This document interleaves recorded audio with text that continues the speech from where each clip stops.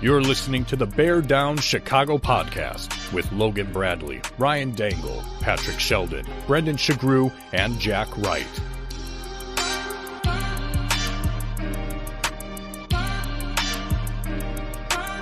The Bear Down Chicago podcast. Yeah, we're that Bears podcast. All right, folks, welcome into another edition of the Bear Down Chicago podcast. I am your host, Ryan Dangle. Now, if you want to find me on Twitter, it's at Ryan Dangle. That's Dengel. There's my dog, Hester. He's right there. For all of you audio-only listeners, you can't see my small little fluffy dog. My wife and I actually got to see Devin Hester return. It was one of the games he returned to in a game, and she said, yep, that's it. That's our dog's name. So there he is. I'm going to bring in the assistant editor of Bears Wire, Brendan Shagrew. If you want to find Brendan on Twitter, you can hit him at Brendan Shagrew. That's Sugrue. Hi, Brendan. How are you, buddy? I'm doing okay, man. Today sucked, and I'm on the tail end of a cold. So the past week has really kind of sucked. So if I sound a little like, nasally or groggly or whatever, it's not because I've been crying because of the Bears game. I mean, it is kind of part of that, but it's also because I've just haven't been feeling the greatest, and today's game just did not help at all. How are you?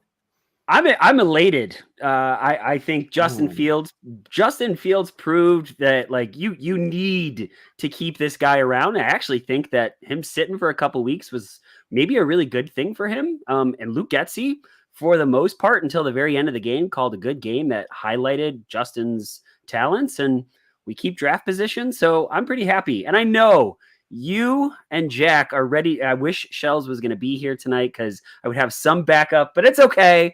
We're all going to still be friends at the end of this. But let's bring in Jack Wright. If you want to find Jack on Twitter, it's at Bear Down Jack. Hi, Jack. How are you, dude? I'm kind of bummed because the Bears lost, and I'm a big fan of the Chicago Bears. And when they lose a game, I get kind of upset about it. So I'm curious about the elated part, but I know we'll get into it. I'm super happy that, Brendan, your voice sounds great. It's smooth like chocolate pudding. It's perfect. Is chocolate pudding smooth? I was trying to come up with I don't know. All I think about pudding, and all I think about is Cosby, and then it's just bad. I can't like pudding. It just has a bad name forever because of Bill Cosby. Pudding pops are forever. All right, I did not have Bill Cosby being on my bingo sheet for tonight's show. This is great. Don't we? Yeah. What else? Yeah. What else is going to happen tonight? Who has any idea? Jack, how about you? How about this? Because I think we're all rearing to go. Why don't you thank our wonderful sponsors at Hensel's and Sheridan's, and then after that, I think it's going to be gloves off, free for all. We're all going to be friends at the end of it, but it might test it just a little bit. The love is endless and cannot be unbroken. So I went this week actually to Hensel's in Naperville and got my hair did and my beard trimmed up. So you should go too. You can go to Sheridan's Barbershop, which is located in historic downtown Wheaton, Illinois. They've been serving the community for 69 years with 6 barbers. They're open 6 days a week, Monday through Saturday. They have appointments available to book online or by phone at your convenience. You can go to sheridansbarbershop.com or you can call 630-668-0137. If the majestic town of Wheaton is too far for you, you'd rather go to Naperville, otherwise known as Naper Chill or Naper Thrill, if you're yours truly, then you can go to Hensel's. They just opened a new barbershop there. It's terrific. It's right downtown. It's located in Naperville. It's been open since 1966. They have 6 barbers. They're open Tuesday through Saturday. You can walk in. You can make an appointment. I usually get online on their app and make an appointment. Book yours today. You can go to henselsbarbershop.com and use the slogan where traditional meets modern, and tell them that the guys at the Bear Down Chicago podcast sent you.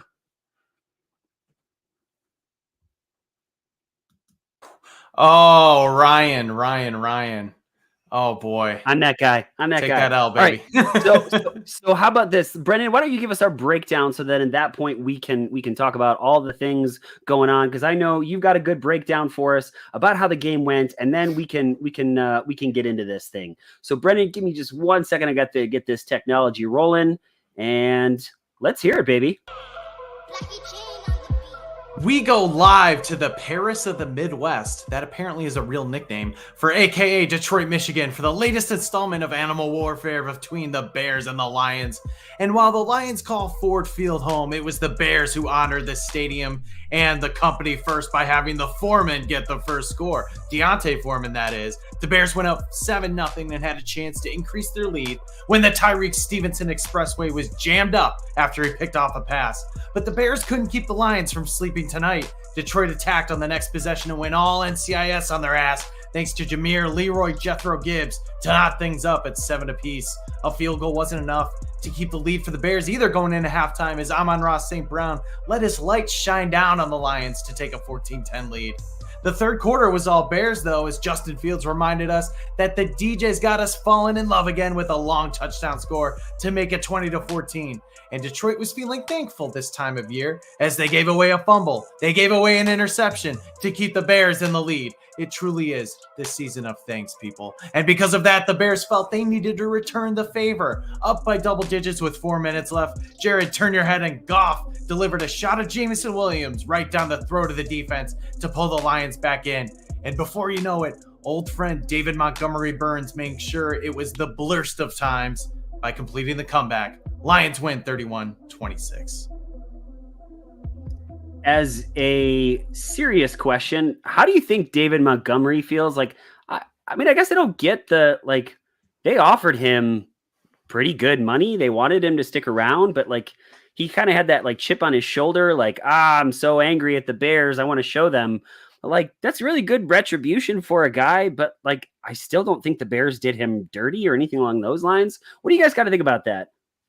So I was actually, it's funny you say this because I was going back and forth with our guy Ant from the Irish Bears show, and he kind of had the same question.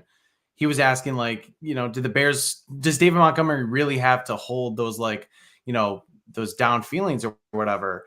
And my thinking is just, yeah, a little bit, because any guy's going to take any sort of motivation they can get to use it to his advantage. And in David Montgomery's mind, he wasn't paid what he thought he should have been paid with the Bears. Yes, he gets a good deal with the Lions and he goes to a better situation, but it's you were drafted by a team. You spent your first 4 years there. And then when, time comes to talk about an extension, they say, no, we don't want you at that price. We have a certain value for you and you value yourself maybe a little bit higher. And so that can definitely stick with somebody. I think, from the outside, you can say that Montgomery has no reason to feel any ill will, and he probably doesn't, but he at the same time wants to use that for motivation to just show the Bears that they made a mistake by not re-signing him. Yeah, I kind of feel like if he wants to be mad, that's fine. And the Bears made a good choice for the Bears at that particular time. We have a stable full of running backs that are effective. I don't think he is so far better than anybody that's on the roster that there's any regret on the part of Bears fans or the Bears themselves. So you want to be mad, be mad. I've said before, you want to throw your old team under the bus. That reflects more on you than it does the team that you once were rostered by. Did he throw them under the bus though? Yeah, both him and Roquan have had choice words for the Bears. I didn't think Montgomery's, because I think he said something yeah, it's just, it's cool to be in this situation or whatever. I think he said I got all love for Chicago, but this is what it is. I just missed something. I thought Roquan's words were so much more egregious than Montgomery's, but maybe I'm missing something. Well, I mean, the hard part is that, neither one of them would be wrong in what they're saying. Both of them have an opportunity in which to win, and the Bears are in a highly dysfunctional franchise. Yeah, Jack, going back to your point, you want the Bears to win. I'm sitting there at the end of the game. I'm holding my 2-month-old daughter, bouncing her up and down, hey, this could be awesome. I literally looked at the end of this game as a win-win situation. If the Bears win, awesome. It's a chance to change the narrative that Matt Eberflus is 0-9 against the NFC North. He's only got 6 wins in 2 seasons, that he can't make halftime adjustments, but instead they fall apart, they lose, they keep draft position. I think I walked away with this more than anything else, just looking at Justin Fields going, damn, when you put this guy in this position that Luke Getsy put him in for 99% of the game until the very last drive or second to last drive, this guy can win a lot of football games for you. You give him the opportunity to run. You call some really smart designed run plays. You get him out of the pocket. You get him moving. That long ball to DJ Moore was gorgeous. And then it fell apart. And so Bears lose. We keep better draft position. And Matt Eberflus is going to get packed and leave at some point. So I saw it as a win-win. There's no such thing. I love you, Ryan, but there's no such thing as a win-win. You either win or you lose. Honestly, I can only think of one instance in which a loss is productive. And that's if you've been like winning 5, 6, 7 plus straight games and you're kind of feeling yourself and you're no longer self-scouting and you maybe take your foot off the gas just a little bit. Sometimes in those situations, a loss can be the punch in the face that you need to improve. But the only way that you're going to win a building culture or build a winning culture is to win football games. There's no way around that, to stack some wins with the guys that are on this team. And so I don't understand, honestly, and again, maybe I just can't wrap my head around a loss ever being a win, because it's not. It's just not. Because Matt Eberflus can take this culture talk all he wants and pack his bags and go. He's a terrible head coach. He's a really, really good defensive coordinator. I get full credit, minus the meltdown that happened in the fourth quarter again this season, right? That has continually happened this entire season. They get worse and worse as the game goes on, right? He's proved he's not a head coach. He has no business sitting in the head seat. And when the Bears continue to lose these games down the stretch, which they will, right, then he's going to get fired. And then maybe we can bring in a coach that doesn't talk about culture, but actually breeds it and breeds winning. That's why I think it's a win. But the problem is, man, like this was the game to change the narrative of like all of narratives for Eberflus. You get your first signature win against not only a divisional opponent, but a really good divisional opponent on the road. You stack wins for the first time in your career as somebody who has not been able to win 2 games. And you do it with your quarterback coming back and having himself a great day. Like, this was the chance to show that maybe this guy could actually build to something and maybe have some sort of sustained success and have these next 7 games be something where you can build on for the future. It sucks knowing that once again, we were here 2 years ago, guys. We're having the same goddamn conversation about a head coach that had way more success that we were all fed up with. And now we're talking about starting over again. And you can't even handle any sort of shred of success. And Ryan, I think you contradict yourself a little bit when you're talking about like, this is a great win because of not only draft position, but Justin Fields.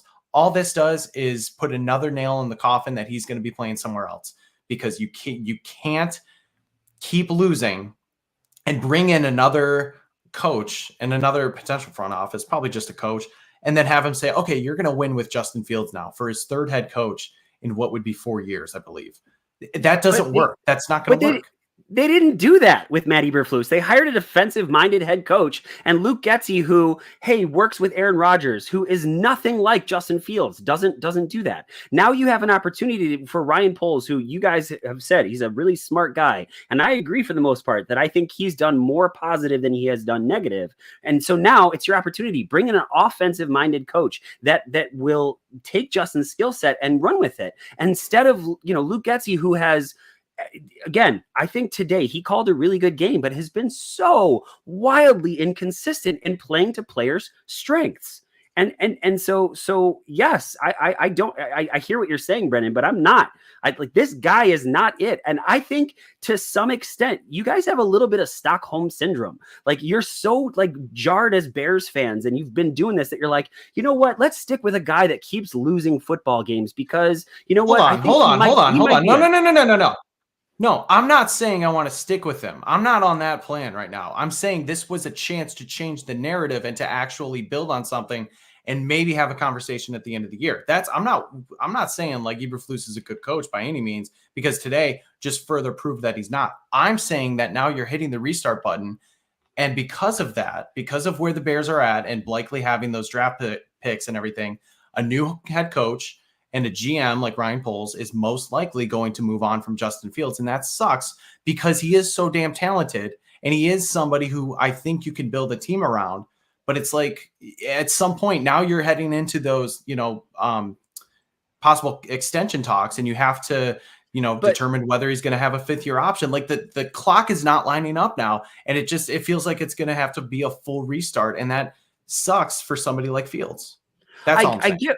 I get what you're saying, but I also think that if he continues, as you put out in one of your tweets, that the 3 of his last 4 games, he has over 100 quarterback rating. If he continues to do that down the stretch, now you look at those 2 picks, which could be both in the top 5, right? And you say Marvin Harrison Jr. and then an offensive tackle, and you keep Fields. Like, I mean, what head coach, what new head coach wouldn't Ben Johnson wouldn't love walking into that situation? It's possible. I'm not saying it's impossible. It just feels like the more that you kind of get down that road, it's just more unlikely, which sucks. I know. And there was the report that came out today from Ian Rappaport saying the Bears, like last year, would need to be blown away by one of these quarterbacks. Who knows if that's going to happen with Caleb Williams, Drake May, or even somebody else like Michael Penix or, God forbid, Bo Nix. I don't know. So there is a path. It's just a very narrow path that you got to wind through to get, to actually get to the end to. And I just don't know. It's going to be very hard. I just think it's going to be very hard if a new head coach comes in to kind of sell them on that. Like, hey, you got this guy right here. We're going to have to make a decision on him right away. Or you can mold this other guy as a rookie who has maybe a lot of the same skill sets and start from scratch and give yourself more time. I totally understand both sides of it, but I'm thinking from like a general manager standpoint, as well as a coach who maybe wants to like extend his job and give himself job security. It just feels like that's going to be the path. A rookie is cheaper too, significantly cheaper than yeah, that makes sense. I got you. I mean, I don't know. Maybe we have Stockholm syndrome, but I'm not sure what the syndrome would be for you, right? Maybe it's like, I want Matt Eberflus fired more than anything in the world syndrome, because you think that a loss and firing a head coach is somehow good for the Bears. Another fired head coach. Like that's been some sort of like remedy for this franchise over the last 5 to 7 years. Roll it back again, fire another freaking head coach, bring in another head coach. It's just a merry-go-round. How is it a good thing? Wouldn't it have been a good thing if the Bears won?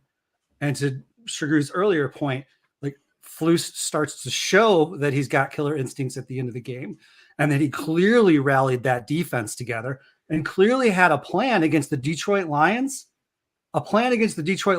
to have us in a game that nobody would have ever expected us to have been in, and a team who still hasn't quit on him. Still, after a full year of a rebuild last year, where they took it on the chin every single game, today's Bears defense came to play.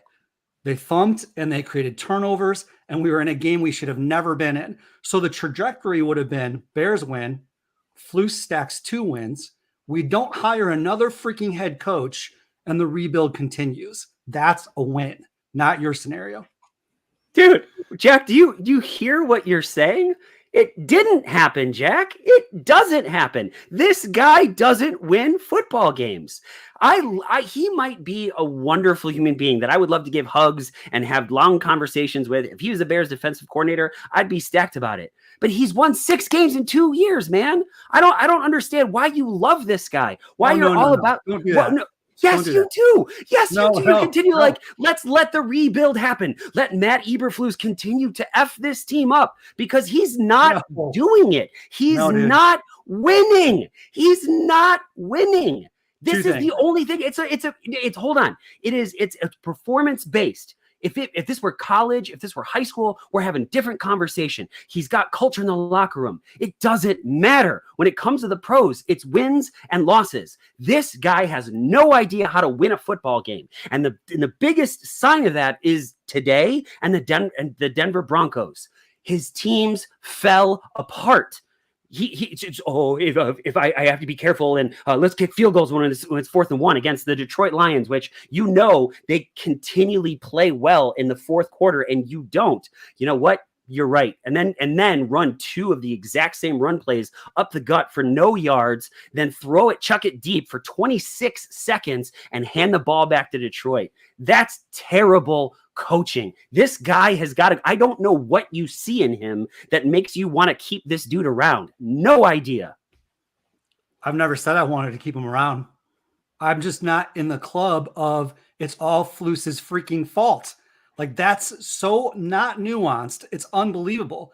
2 things. 1, I said we should hire an offensive coordinator or an offensive-minded coach, just like you did. And as time plays out, I regret it more and more that that's not the guy that we hired. It's clear that if any franchise needs to hire an offensive-minded head coach, it's the Bears, who have never gotten the quarterback position right. I said that from the start, and I've said that to this very day. That's 1. I just really dislike the narrative that somehow Flus is a terrible coach and then it's all on him. I rewatched the last series. On the very first play, 1st and 10, Eddie Jackson misses a tackle that allows a first down. He could have stuffed him at the 7, and instead he did not. That entire series, Eddie Jackson has more missed tackles, more missed plays, and more errors than I have seen any player make all year long. Jaylon Johnson drops 2 interceptions. Tyler Scott doesn't run underneath a deep ball that he could have caught for a touchdown. I can continue to go on and on and on. My only point is that big players make big plays in big games. And we continually have people on this roster who do not make those big plays in those big games. I've not seen Matt Eberflus play any free safety. I don't know if he's any good at it. I don't think he probably would have gotten beat over the top in their prevent offense at the end of the game. But Eddie Jackson got beat. So why does Eddie Jackson bear no responsibility? Why does Jaylon Johnson bear no responsibility? Why does Tyler Scott bear no responsibility? It's not all on Eberflus. He's the same guy who kept us in this game. That was his game plan. That was his defense that caused those turnovers. Same guy. And that guy kept us in the game till the end. And that's the truth. Did he not have killer instincts? Did Getsy screw it up at the end by being too conservative? Absolutely right. Then that's on Getsy. But it is not all Matt Eberflus's fault. They're still rebuilding the roster. It's only the first year of the rebuild. I'm not saying he should be kept. I'm just tired of him taking all of the freaking blame. It's stupid. If he continually puts his players in the wrong position, then guess what? That's bad coaching, right? So if Eddie Jackson keeps missing tackles, you got to take him out and put somebody else in. Or maybe it's just possible that you're coaching people up the wrong way. If they continually making wrong plays or in wrong positions or doing the wrong thing, that falls on coaching. Now, Jack, your point is incredibly well made, dude, and I totally agree with you. I don't think it's all Matt Eberflus, but I just don't see how you can think that his trajectory is going to get the Bears to be a winning team. You and I both wholeheartedly want this team to win. Brendan wants this team to win. Shells does, right? Logan does. Every Bears fan, anyone that's watching this wants this team to win. But this guy isn't sending us on the rebuild or the trajectory that we want it to. And I just don't see how, if you're out on him, then I don't understand why we're wasting our time. Like, why you think wasting our time with him is a good idea. I'm befuddled by that.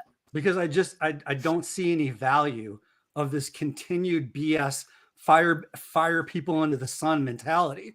It makes no sense to me to continue to do that. Maybe he's the placeholder like the guy before Joe Madden was, or, other situations that you might want to bring up. And if that's the case, that's just fine. But I simply don't understand why it is that a guy who was the head coach and is also now the defensive coordinator, who watched his entire roster get basically chucked, into the garbage as it should have been. I mean, you don't think that Poles didn't go to him before last year and say, hey, bud, listen, we're going to hire you, but also BT Dubs, we're going to strip this thing down to the absolute studs. And we're going to need you to try to stick with it for us. We're going to need to try to have you continue to develop these players. And Flus is like, okay, I will do that. I will do the best I can to continue to try to build success here. And he's probably trying to do that this year as well. So yeah, certainly there are flaws, and I'm not saying that they should retain him. I just don't know in this game, especially when I look at players and the misplays and the ways that they let the Bears down, then I don't understand why it's just too easy to go along with everybody else on Twitter that says Flus needs to be fired tomorrow. I just think that's BS because Eddie Jackson should be fired tomorrow. And Jaylon Johnson should have 2 interceptions. And Tyler Scott should finish the game by catching that deep ball. Tyler Scott had a bad football game, very, very bad football game. Brendan, I'm sorry, buddy. We kind of took that over. I know you want to throw in your 2 cents. Please do. No, it's fine. I mean, I do understand what Jack's saying because I fall into this trap too. It's so easy to just go at the low-hanging fruit. Jesus. Low-hanging fruit. We got you. Low-hanging fruit. Yeah, whatever. And just blame the coaches and, or blame just like one specific player or whatever. It is everybody. I mean, Jack does have a point where, guys miss tackles and certain guys are in position. But if we were having this conversation last year, 100% agree that like, hey, this team is still learning how to they're learning how to win still. And this team was like stripped to the bare bones and they have to kind of like work themselves back up. It's a full year later. Like we could basically look at this game now and look at what happened last year against really the Lions or the Dolphins or whatever. And these late game collapses. And it's just a theme at that point. It's a pattern. Like who has Matt Eberflus actually beaten with these 6 wins? A Niners team in the rain with Trey Lance, Davis Mills Texans, Bill Belichick, I guess that's the best one with Mac Jones, not playing dirty. Sam Howell and the Commanders who just lost to the Giants today, the Raiders, the Josh McDaniels Raiders, and then the Panthers. Like you have not beaten anybody of substance here. And the things I look for, not only are the fourth quarter, but also let's go back to this first half, the end of the first half, another prevent defense situation that the Bears let the Lions just drive down the field. And Jack, you even texted me about it. Like, hey, they're about to do the double dip. And thankfully they didn't, but that game could have easily gone up to 21-10 with the Lions scoring right at the end of the half and then getting the ball at the start of the third quarter. Matt Eberflus and this staff, whether it's him with his players, whatever, they don't know how to work in these crunch time situations, 2-minute drill, whether they're on offense or defense at the end of the first half or the fourth quarter. And that to me is a staff issue. Like you don't have your team ready to go. Maybe you're not calling the right plays, but at the same time, this is more than just an isolated incident, man. This is a pattern and they have changed guys over and they've gotten fully healthy. This is the healthiest team that's been out there this whole entire season. And I mean, I want to read this quote. Kelly Rowe, who covers the Lions for Pride of Detroit, she said, Dan Campbell in the defense, quote, I actually went down there and said, it just doesn't get any better than this. This is what you want to be in right now. Game on the line. You got a chance to make the big stop. He could be angry, upset, but he's living in the moment and just truly loves the game. And then she says, imagine you're losing to a 3-7 team, have played terribly. You're mad, stressed, and your coach comes up to you, not angry, but genuinely passionate about it. Like, you guys, this is what playing is about. That's a different level of inspiring your players. Yeah, we don't get that. No. we don't get that at all from Mr. Just Mr. Right. All right. Right. So Jack is a genuine, I promise there's no subtext here, true question. You've called plays before. You have 2 opportunities in 4th and 1, right? Against the Detroit Lions team that has turned it around on a couple people. Do you kick 2 field goals there in both of those situations, 4th and 1, in their territory? I'm going to answer that. I just wanted to mention, though, on the double dip, though, Brendan, you're right. I did text you about that. And then what was really kind of wild was that the Lions scored before half, but then the Bears stopped them out of the gate in the second half, which was pretty cool and impressive. Yeah, that's not crunch time. It's not crunch time. True. But, I mean, I guess I was expecting it to be all of a sudden 21-10, and it wasn't. So that was that was a pleasant surprise. Yeah, no, I think we talked about, I can't remember what week it was that we were talking about the end of the game. I mean, maybe it was after Denver, and then we started watching other people's end of game aggressiveness. I can't remember if it was the Chargers or the Rams or who it was, but they were ahead and they were deep in their own territory, and they still went deep. Yeah, no, I mean, I think the idea of keeping your foot on the gas and trying to bury the team, especially when, you've got almost, got 3 wins on the year. Again, I don't think I am in agreement with people's frustration at the end of the game. And I agree with you that this has been a pattern that is disconcerting. Denver and now here. We had gone for it in other 4th down situations. And actually Rojo had a couple of great runs on 4th down situations. And I believe I think we're 100% on 4th down as well. So yeah, I mean, there is definitely like, I mean, I don't know. You can see that it permeates the team, right? That it's like, instead of somebody grabbing someone by the helmet and saying, let's bury them right now. Obviously there's like a hold up, everybody. If we just hang on for dear life, we might still win this game. But again, I guess, what would you expect with a team they've lost? That's what they seemingly like know how to do right now. Like, it's going to take some major like switch of like a flip of a switch to be able to start gaining that momentum. And that's why, again, I think a win would have really helped this week, especially with the schedule they're facing the next couple of weeks, which is pretty brutal. One thing that I came away with both of those calls is that Cairo Santos is in conversation for the best Bears kicker of all time. And I mean that sincerely. I think, I know a lot of people were pining for Robbie Gould at the beginning of this season and definitely last season. I'm not. Cairo Santos, man, I think his leg has gotten slightly stronger, and his consistency. He's missed 1 field goal this entire season. That's awesome. And you ask, 31 other teams how they would feel about Cairo Santos being the kicker. I think they would love that guy right now. It's like having a great closer on a shitty baseball team. Great. It's funny because it's true. All right, so boys, we kind of gone all over the place. Do we want to go to Outhouse Penthouse, or is there anything else you want to do before we get to that? I'm good with that. Anything else? Do we have nuggets? We'll do those later, or what else? Yeah, I think there's a lot of other things that I would like to talk about, and the things that we missed, but I just feel like maybe we get to the Outhouse Penthouse. And I will say this one last time, Jack, in truthfulness, I'm sitting there holding my kid as close to the TV as I can possibly get, jumping up and down, hoping that they do it. Oh man, to be that guy. And this is I'm going to get some heat for this, because I loved the way that Justin Fields played this game. But I was about to text you guys all incoming Justin Fields turnover with the 30 seconds left. And I didn't, because I didn't want to be, I knew we were already on like a very thin line of like friendship, like punches being thrown. But you might as well have, you might as well have, you practically lost this game. All right. Yeah. No, I mean, look, and that part, that part, my fault. That that turnover sucked. And of course, like Darnell Wright, who's playing hurt, had a great game against Aiden Hutchinson too, and then he just has one bad play and Fields doesn't really see it coming. Like, it's just that it's that one, as far as like fumbles go, I don't really know if I blame Fields, because Hutchinson came out of nowhere, like right away. It just felt like he had no time whatsoever to process it. But I think I tweeted out, I was like, well, Justin, I was like, it shouldn't be on you, Justin Fields, but it is. Like, let's see what we can do. And then first play, that was it. Yep. All right, boys, it's time to go to the Outhouse and the Penthouse. The Outhouse and the Penthouse is brought to you by our guy, Jeff Cadwallader.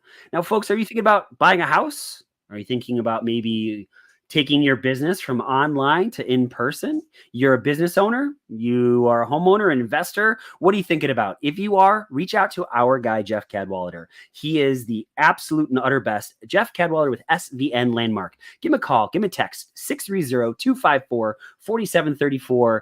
Jeff will take care of it. Visit genevajeff.com. Check out to see what he's got going on for you. See how he can help you out. I'm telling you, you will not regret it. Even if you have a question, right? Jeff's the no pressure guy. What would this be like? Text Jeff. Text him right now and see what's going on. If you do talk to Jeff, you got to let him know that the guys at the Bear Down Chicago podcast say hello. Now, boys, I think there was a lot of good in this game. I really, really, really do. And so how about for when we go to the penthouse, give an honorable mention, right? So, or maybe let's do this. Let's all give our penthouses. And at the end, each of us can go back and give an honorable mention. Does that work? Awesome. All right. So it is time to hit to the outhouse first. So let's go outhouse, Jack, Brendan, and I will finish it up. Outhouse, boys. Yeah, I mean, it's probably pretty obvious to everybody, but Eddie Jackson is in my outhouse. He's not very good at football. He's not. So if you've got a guy who's not good at coverage, who gets no pass deflections, who is out of position, who doesn't tackle, he was tackling David Montgomery by his head at the end of the game. On the winning touchdown, Eddie Jackson fired a gap. He fired the gap that the running back went through and olayed him. Didn't tackle him. I think his exit will be a major part of a cultural shift for the Bears. They need guys like him gone. I would go so far as to say that he shares as much responsibility for the loss of this game as y'all like to put on Flus. He was bad, really freaking bad. Eddie Jackson in my outhouse. Well, my outhouse is a very special mention this week. It goes to Ryan Dangle because Ryan Dangle jinxed us. He is the reason we lost. It was not Matt Eberflus. It was not Eddie Jackson. It was Ryan Dangle. At 2:38 p.m. today, right after the Bears scored their last field goal, Ryan Dangle texts us in the Bear Down Chicago podcast group chat, quote, "Last week was an angry win. This was a real win against a really good football team." Why would you say such a thing? Knowing just what this team is like, I was so mad. I'm like, as soon as I said that, I was like, Jesus Christ, Dangle. I was like, you jinxed us all. And I was like, as soon as that happened, I knew that we were going to lose the game. So, no, my real outhouse goes to Matt Eberflus, though. Just everything we talked about. And I do want to point out that our guy Bruja said that they took Montez Sweat out of the game in that first half 2-minute drill defense that the Lions scored on. Like, you have your best defensive lineman out of the game. It didn't seem like he was hurt. It was just a situational thing. What are you doing? Like, that's another personnel issue that I don't agree with. So just everything. Yeah. Yes, everybody Dangle. That is bad form.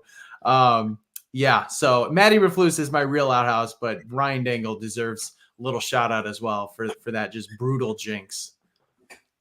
Yeah, jinxes. They totally work. I had a lot to do with the outcome of that football game. You can hear my dog Hester squeaking his toy right now because he feels now he's panting. He feels really strongly about it. Matt Eberflus is already taken, so I am so insanely frustrated with Luke Getsy because he called what I think might be his best game as the Chicago Bears offensive coordinator, except for the last drive.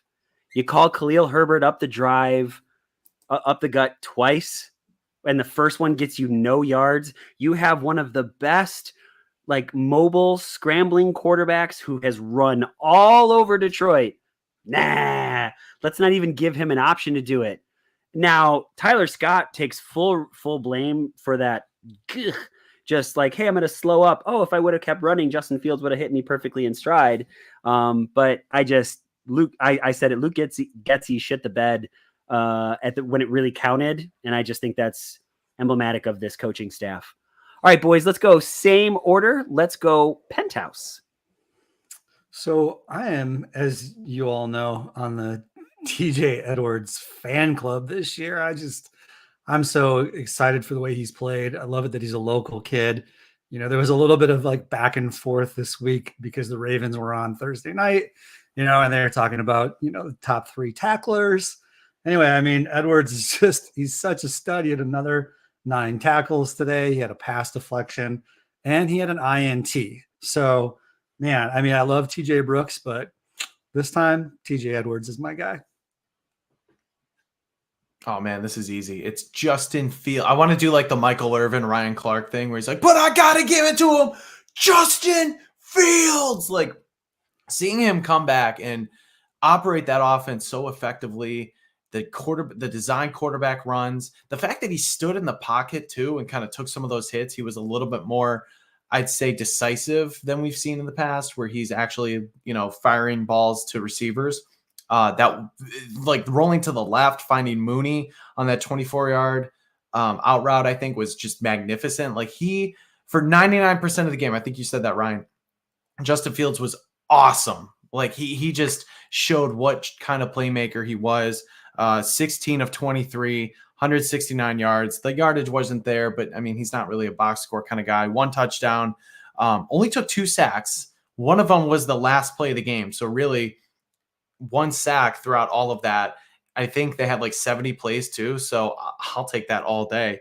And then he also added 18 carries for 104 yards too, like just doing it all. It's also his 3rd game with a quarterback rating of over 100. He had 105.2. That is his 3rd out of the last 4 games. So it shows that he's stacking those solid performances on top of each other. So it was good to see Justin Fields do his thing. I really hope he's a Bear next year. I just have no idea at this point. I hope he's a Bear too. Plus, then I don't have to sell my jersey or just get rid of it.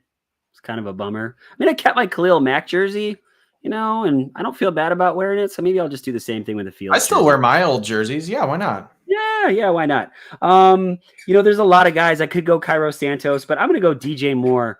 My wife just happened to catch part of the game and goes, oh yeah, who's that guy? I'm like, it's a guy that we gave up a lot. We traded a lot to get, and it was worth every single penny. Watching him catch a deep ball, watching him take a screen a long way. Worth every single penny. And I'm excited this guy's a Bear for a little while. Boys, let's go honorable mentions. Same. I'll go with Tremaine Edwards. Wow, why is Ryan's saber so weird? Cool. I like that though. Maybe he's got like a bit of a crush on me, I guess. I mean, yeah, maybe. I mean, I would get in line, right? Just kidding. No, I think Tremaine Edwards had a really great game. Save 1 missed tackle at the very end of the game that he had Gibbs dead to rights, and I think he also could have made a play there that would have stopped the drive. But it was nice to see. First of all, Edmonds being healthy, had 8 tackles, also had a pass deflection, and had an INT. Go Bears linebackers. Let's go. I really want to keep it on the linebacker train, but we have not really talked about this guy yet, and it's Tyreek Stevenson. Dude had himself a day, and I'm so happy to see it. Like he's been picked on a ton. He's, I think, the only starting corner that's played every single game for the Bears this year. And so he got his first interception earlier in the game on an awesome, I don't know if I'd say awesome, but a good collision by Jaquan Brisker on Sam Laporta. He finished with 4 total tackles, 3 of them solo. Also had another pass deflection too. So he was really active, and I think he had his best game of the season by far. And you love to see that from a rookie cornerback halfway through after they've been picked on, and you kind of start to refine your game a little bit. We saw it with Kyler Gordon last year, and we might be seeing it with Tyreek Stevenson now. So that was really cool to see. Yeah, Brendan, you weren't around last week. I asked, is he going to be good? Because he's been picked on quite a bit. I think he answered that question emphatically this week. That's a really good pick. It was a really, really, really good game for him. I want to go 2, and I'm going to do it because I can. Cairo Santos, 4 for 4 and 2 for 2 on extra points. That 53-yarder, that was a long one, and it was just right down the center. It's fun to watch. And then on the stat sheet, it's only 3 receptions for 20 yards. Cole Kmet, man, if that dude was on, any other team, I think he's talked about a whole heck of a lot, but he's not. The way he fights for extra yards, he's getting better as a receiver. I'm a Cole Kmet fan. Where was he in the second half? I was going to bring that up. It's a great question. I mean, I think Justin had other opportunities to give to other people. I don't, sometimes I think also too, his blocking ability gets lost. He doesn't show up on the stat sheet necessarily, but I think he's a pretty darn good blocker, and they're using him in that capacity. Yeah, I mean, that's true. I guess I'd have to look. And Matt points it out. Yannick hasn't been great this year. He had a couple nice hurries that led to incompletions, but overall, like, it just hasn't been the same. But yeah, I'd have to see like what Cole Kmet's usage was if they used him more as a blocker like they did Mercedes Lewis, or if he just didn't have that many opportunities. I don't know. Talking Tremaine Edmonds, that was a guy that, again, last week, a couple of people said, yeah, Tremaine Edmonds sucks. And I was like, that is not what I said at all. My point was that I think you could have gotten similar, not as good, but similar productivity from Jack Sanborn and spent that money in other places. But I think obviously, he played really, really well, and having him and Jack Sanborn, I just think Sanborn might be a better fit in the middle, but Tremaine Edmonds is definitely a better player. Does that make sense, boys? You get what I'm saying? Like, I am not angry about Tremaine Edmonds. I just do wonder if that money could have been spent elsewhere. So I was listening a little bit, or I caught up and was listening to you guys last week, and I was just in my head, I was like, no, I was like, this isn't it. Like, I wanted to like disagree with you guys so bad. I think Jack Sanborn is a good fit for the defense, but he's more of a north-south player, and you saw it today with some of his his sacks or tackles for losses. Tremaine Edmonds is more of that east-west kind of guy. I think he did need to be better in pass coverage at certain times. But he stretches the field, or he can play that sideline to sideline role better than somebody like Jack Sanborn. So I think in that sense, he is a better fit. But for the amount of money that you paid for him, I don't think he's living up to the contract. I think he's a fine linebacker, but it's certainly at this point, he's not worth the investment that you paid. But he fits what they're trying to do and what he can do in pass coverage. It's just Jack Sanborn's going to be a lot better, kind of crashing the line of scrimmage and making those plays either at the quarterback or some of those like blown up screens or something. Gentlemen, anything that we missed? Let's go, Jack, Brennan, and I'll finish it up. Anything that we missed, boys? I have a question. I'm curious, do we know anything more about the situation with Braxton Jones? Did he get pulled first? And second, did I hear him yell, I can't bleep and see? I thought there was like something was happening with his vision. I don't know if y'all heard anything more about what was happening there. I haven't fully listened to the complete press conference yet. So I don't know if it was addressed. That was really weird. That was like, I thought at first he was like, my first instinct was that he got pulled off because he was needing to be evaluated for a concussion or something. Like somebody saw something and he's just like, no, I just can't effing see. That's it. And he was like mad on the sidelines, but yeah, I don't know. He went back in, but that was so weird. Yeah, I don't know if he lost his contacts or it was very odd, and there was really no explanation. And then I don't know. Again, like maybe I'm too redundant. I can drop it after this week, but if Trenton Gill was 2 punts for 91 yards, it's a pretty good average. But I tweeted it, and I'm just like, on that punt, the first punt, it's got to be inside the 20. It's got to be inside the 20. Either A, you corner kick it so your left gunner can get a shot at bouncing it back in, or you're able to at least deaden the ball somewhere. Like, I know it's not easy. I'm not saying it's easy, but that's what you pay an NFL punter for. And we drafted the dude. So I'm just continually disappointed because in a game like that, especially today, field position, so crucial. And that would have been a huge, huge momentum changer to have penned them inside the 20 on that punt. I got a few. First off, I meant to bring this up earlier, but we talk about the Bears not being aggressive at the most crucial moments.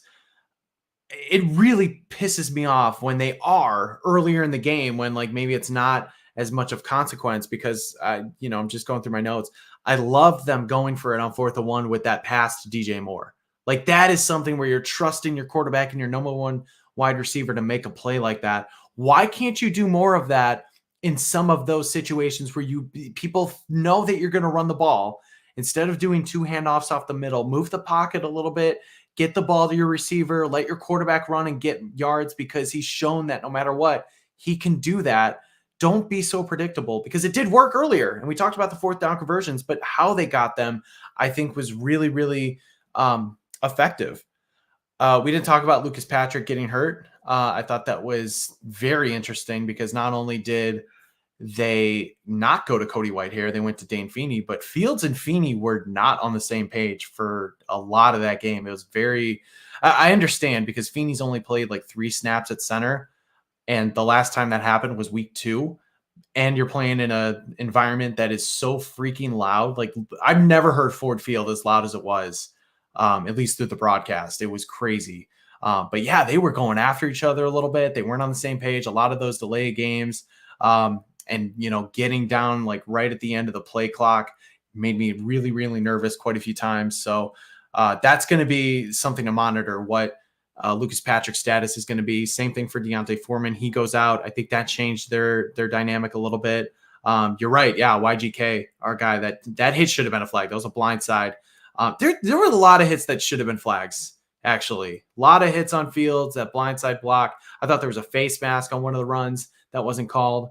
Although I will also say Detroit really shot themselves in the foot as well with some of those crucial penalties that kept the Bears on the field on like those 3rd downs and 4th downs. So that was fun to not be on the other end of that. Let's see. Yeah, I think that was pretty much it. Yeah, pretty much just like the Dan Feeney stuff, and we'll have to monitor the injuries with Lucas Patrick and Deontay Foreman. Yeah, you're just not used to hearing Detroit fans so loud in a game. Usually it's lots of Bears fans chanting "Let's go Bears" because the Lions have been bad for so long, and these 2 years they're playing well, and it was loud and good for them. They all had to hold up the little threes because it's 3rd down, and got to get people, because it can't be the 12th man or 4th phase or whatever else it is, right? Because they got to do their thing. So I want to know, Fox, what was up with the game clock? Could you show me a normal game clock? Like, I'm like, wait, they have 28 seconds left? No, they have more than that. They have less than that. What's it going to be? Like, and it was like throughout the entire game, right? Am I crazy? No, you're not. That gave me so much anxiety, man. I hated it. I'm like, I can't see how much time's left. I know Adam Amin's like calling it out a little bit, but when you see Detroit driving and you don't know how much time is left, like that is like the scaries of the scary right there. Like I hated it. We didn't talk about the delay of game calls that just continually happen. Did we? Did I miss that we talked about that? That was bad. We didn't talk about it. And like on the first instance, the sideline called a timeout, and why they didn't do that the second time, I don't understand. I would put that in the category of Flus and coaching staff criticisms. You don't get to like cash in your first half timeouts at the window for, a beef sandwich on the way out the door. So go ahead and burn them like that. That's got to be either Getsy or Flus on the sidelines in those situations. And clearly they were having issues with the noise, and clearly they were having issues with the, center quarterback communication. It sure looked like Khalil Herbert wasn't 100%.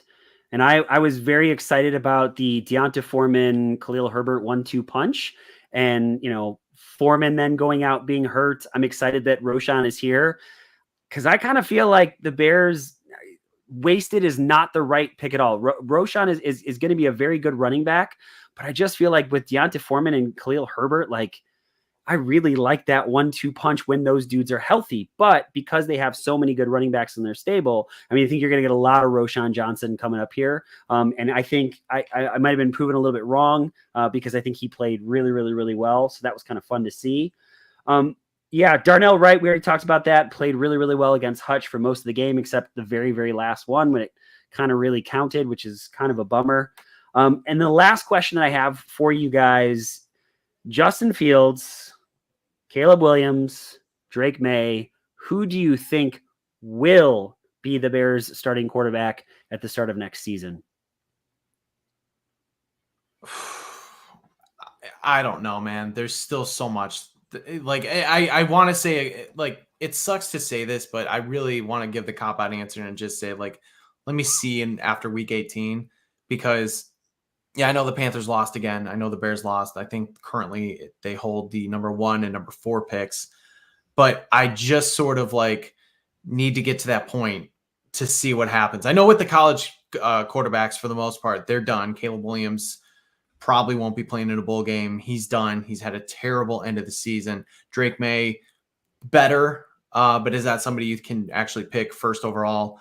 I really have no idea. Like, this is, I don't even want to give an answer, because I just, like, there's so many possibilities that can happen. And I know that's a terrible answer, man. I'm going to go, it'll be Justin Fields and Marvin Harrison Jr. will be on the roster.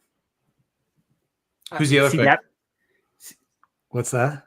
Who's the other pick then?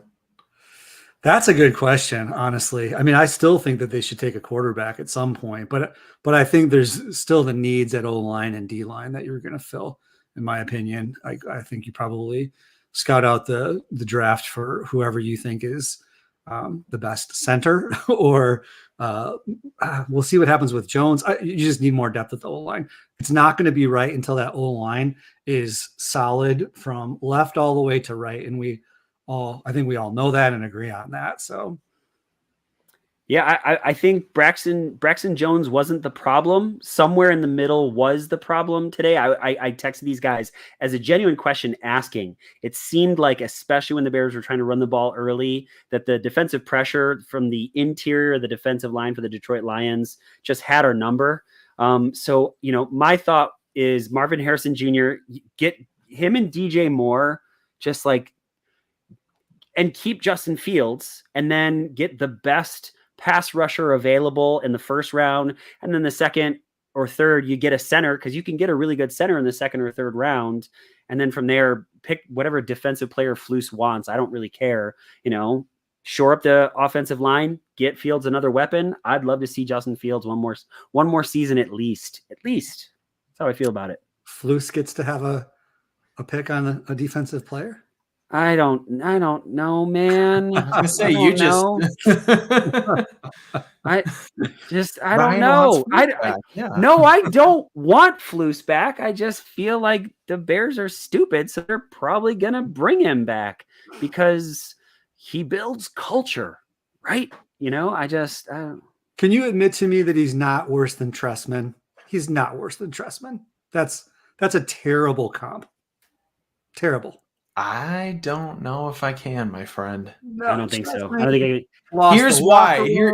Here's why. Because Trestman gave the Bears an offense that we had never, ever seen before. Now, the issue, whether it's Trestman or Emery, I don't know why we're talking about this, but going back to that, 10 years ago, was the fact that he saddled an aging defense with a terrible defensive coordinator in Mel Tucker. They could not stop anyone. That offense, he brought something to that offense that we had never seen, and we were at least having fun with it. He won 3 games in a row to start the season.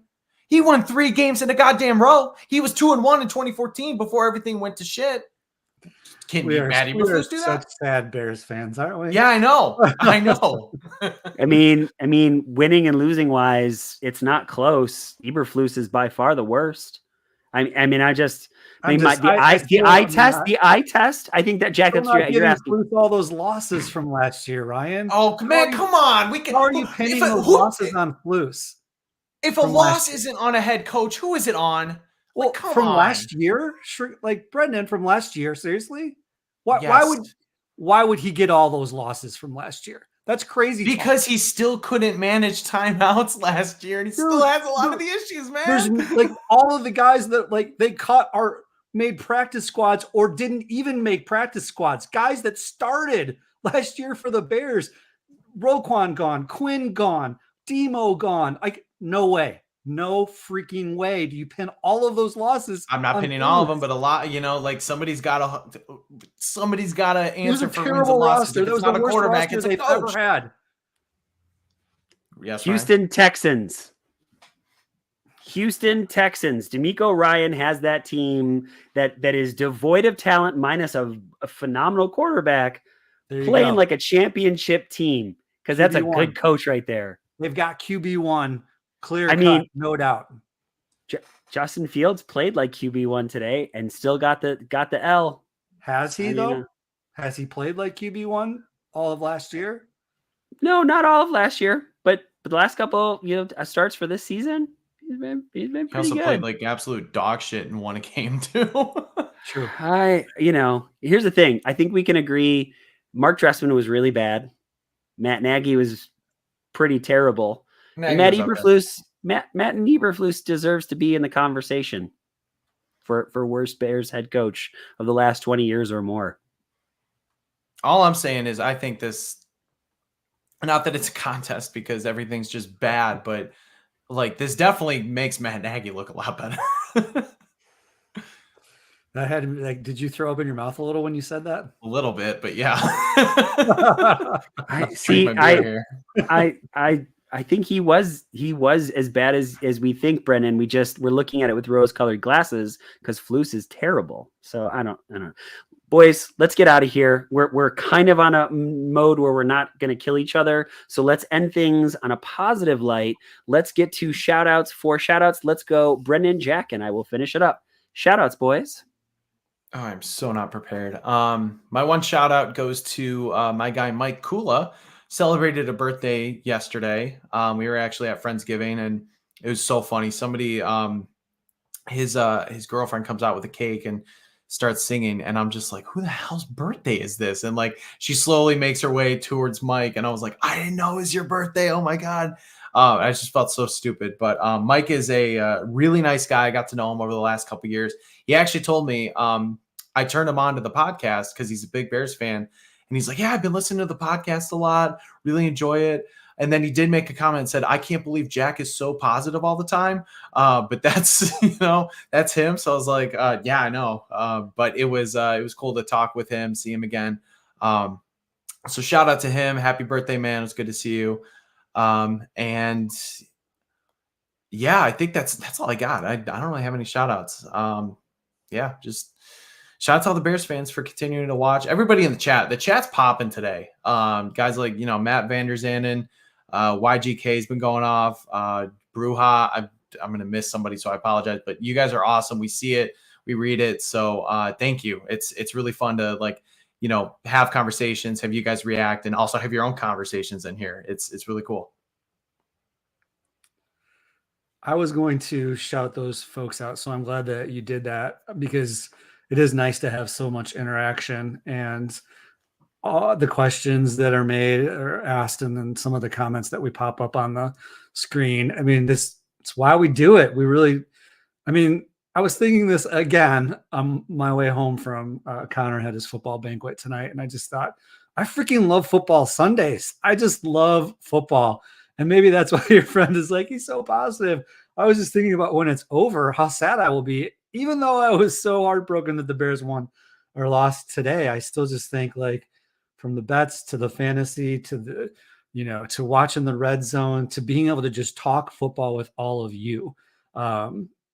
It's really cool. I guess on that note too, then I was just going to give a general shout out. I mean, some of you saw that I posted the question, regarding, Matt Eberflus and how is it, that he's on the hook for the loss.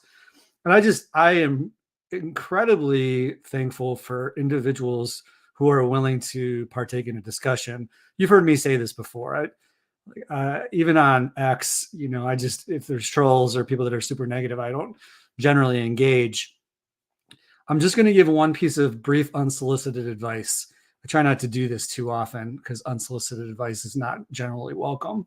But I do think this is an important thing to state to people in general. Probably not the folks that are listening, unfortunately, but maybe I'll catch one of you. As an adult, if you disagree with someone, you can choose to take a personal shot at them. You can choose that. But you ought to think about what that says about you, really. because it doesn't make any sense. It really doesn't. Or you could choose to engage in adult conversation with people that have mutual respect for one another and just love the Bears. And we all generally hate that they suck this year. So shout out to anybody that's on this long thread of mine on X. If you haven't seen it, go check it out. It's kind of fun. A lot of great answers to my question. And I appreciate all of you that are willing to engage in this conversation, even though the Bears are terrible and it's easy to like slide into negativity and like take personal shots. Anybody that's just choosing not to do that, thank you for that. Shout out to you. I know it's general, but honestly, shout out to you. I know that sometimes you guys are like, it's X. I'm not calling it that for the same reason I don't call the Sears Tower the Willis Tower, right? Like you could try to change the name anything you want to, but it's always going to be Twitter. There are always going to be tweets. I got a bunch of people to shout out. So I know the comment section was fantastic. And I know some of those people from high school. So thank you very, very much for hanging out with us. Mike Fitzgerald and the York Dukes made it to the semifinals. They ended up losing to Loyola Academy. Now, Mike Fitzgerald can't say this, and, you know, a lot of people won't say it, but I will say it. The fact that private schools in Illinois get to pull kids from all over the state for anywhere that they want to makes it a really unfair thing. And, you know, the fact that Fitz made it as far as he did, I think it's really, really cool. Best of luck to Loyola Academy on their way to probably another state winning championship. And it's nothing to take away from those kids. Those kids worked really, really, really hard at it, but I just don't think it's fair.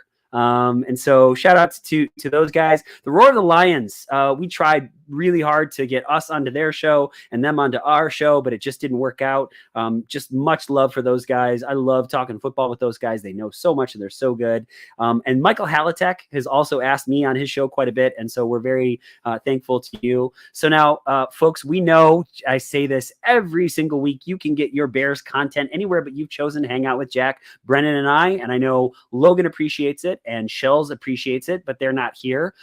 Folks, you can help us out. You can share this podcast with a friend. You can, let me just say this, like that really would help us out because all of us are really busy with other things in our lives and promoting the podcast really gets put on the back burner. So hitting us with a 5-star review, sharing it with a friend, telling somebody about it, just whatever you can to spread the word of the Bear Down Chicago podcast would mean more than any of us can say. So for all of us here, so that's Brendan, that's Logan, that's Jack, that's Sheldon.